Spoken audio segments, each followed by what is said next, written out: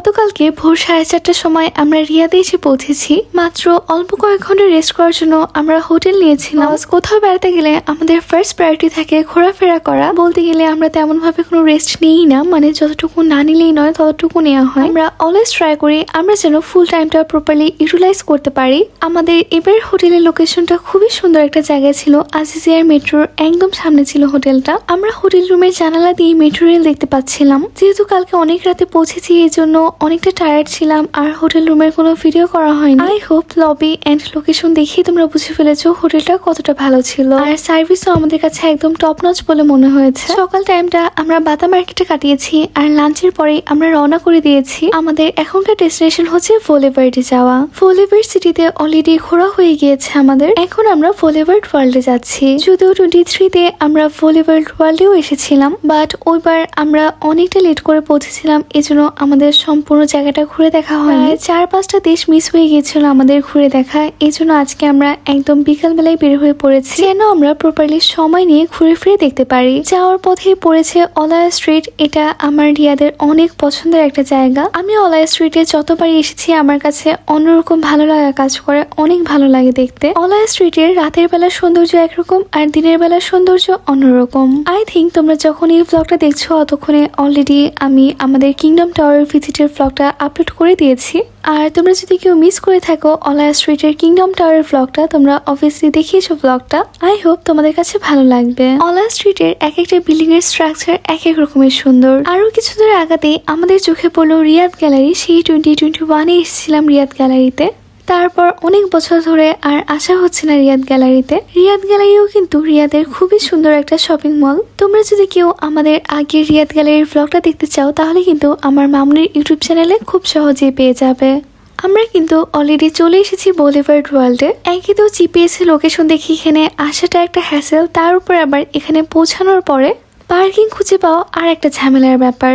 আমরা এখানে পৌঁছানোর পর প্রায় 30 মিনিটের মতো শুধু পার্কিং এ খুঁজতে নষ্ট হয়েছে। সব করতে করতে সন্ধ্যা 6টা বেজে গিয়েছে। এই জন্য আর লেট না করে আমরা কিন্তু অলরেডি ঢুকে পড়েছি ফোলেভার্ড ওয়ার্ল্ডে। ফোলেভার্ড ওয়ার্ল্ড হচ্ছে এমন একটা জায়গা যেখানে কিনা মাত্র 3 থেকে 4 ঘন্টার মধ্যেই তোমরা সম্পূর্ণ ওয়ার্ল্ড ট্যুর দিতে পারবে।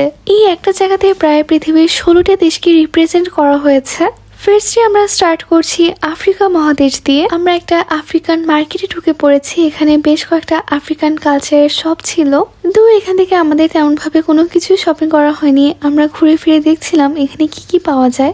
আফ্রিকানদের কিছু ট্রেডিশনাল ড্রেসেরও শপ ছিল এখানে।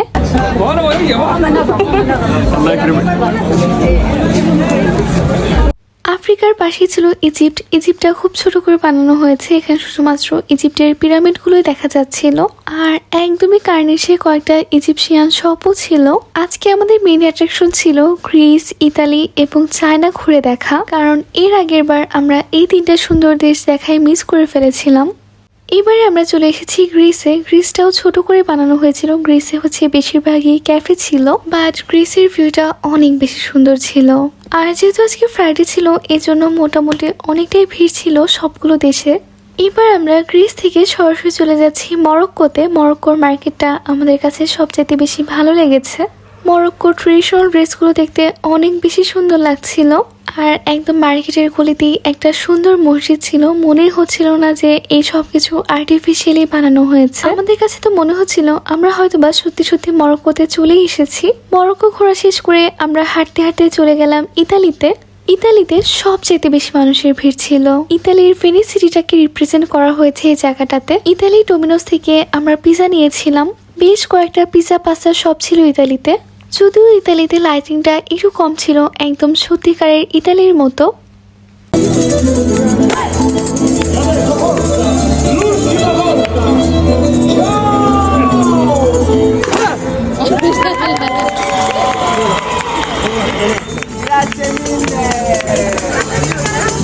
ইতালিতে আমরা ইতালিয়ানদের একটা ট্রেডিশনাল ডান্স শো দেখলাম। তারপরে আমরা আবারও ঘুরতে শুরু করি। আমার কাছে তো ইতালি খুবই ভালো লেগেছে। অ্যান্ড লাইটিং কম থাকলেও আমাদের সব থেকে সুন্দর পিকচার্স অ্যান্ড ভিডিওস কিন্তু ইতালিতে এসেছে। এবার আমরা আবারও চলে এসেছি মরক্কোর একটা শপে। এই ড্রেসটা মামুনির কাছে খুব ভালো লেগেছিল, বাট প্রবলেমটা হচ্ছে এইসব ট্রেডিশনাল ড্রেস মার্কেটে ট্রায়াল দিতেই ভালো লাগে, বাসে নিয়ে গেলে আর হয়তোবা কখনো পরাও হবে না।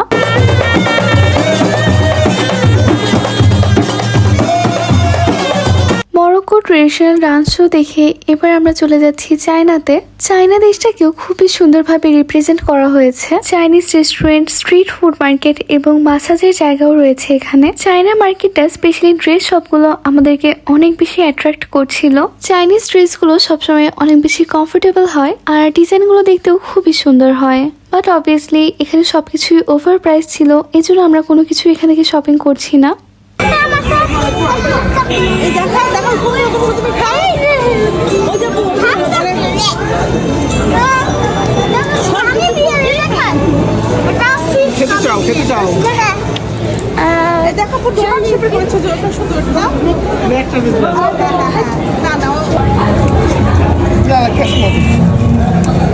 সুন্দর দেখাও। এই প্রথমবার হচ্ছে আমি এতগুলো চকলেট মিলাই খাচ্ছি। আমি জানি কোনটা চকলেট আর কোনটা ক্যান্ডি বলি। যেটা দেখবা হচ্ছে নরম তুলতুলে সেটা বুঝবা ক্যান্ডি, আর যেটা বুঝবা শক্ত সেটা বুঝবা চকলেট। আয়ান চায়না থেকে কিছু চকলেট পারচেজ করেছে। এই চকলেটগুলো ওর অনেক পছন্দের, ও সেটাই বলছিল তোমাদেরকে।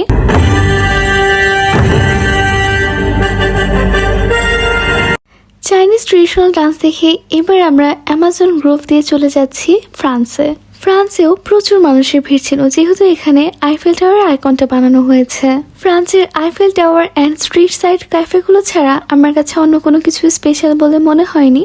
এবার আমরা তুর্কিতে আসার পরে আয়ান এখান থেকে একটা আইসক্রিম পারচেজ করছে।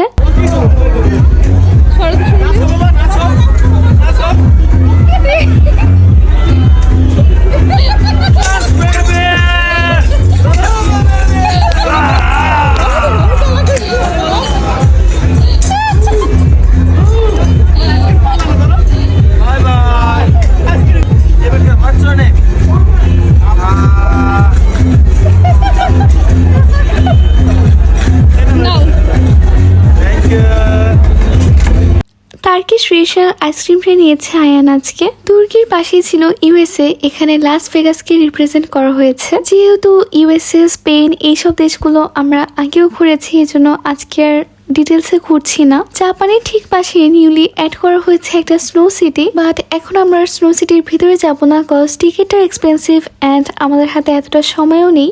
বাই দ্য ওয়ে, আমরা কিন্তু ওথায় মলের স্নো সিটিতে ঘুরে এসেছিলাম। তোমরা যদি ব্লগ দেখতে চাও তাহলে আমার মামুনির চ্যানেলটা ভিজিট করতে পারো। অ্যান্ড দেন লাস্টলি আমরা ইন্ডিয়া ঘুরেছি, আর ইন্ডিয়া ভিজিটের মাধ্যমে আমাদের বলিউড ওয়ার্ল্ড ট্যুর শেষ হচ্ছে।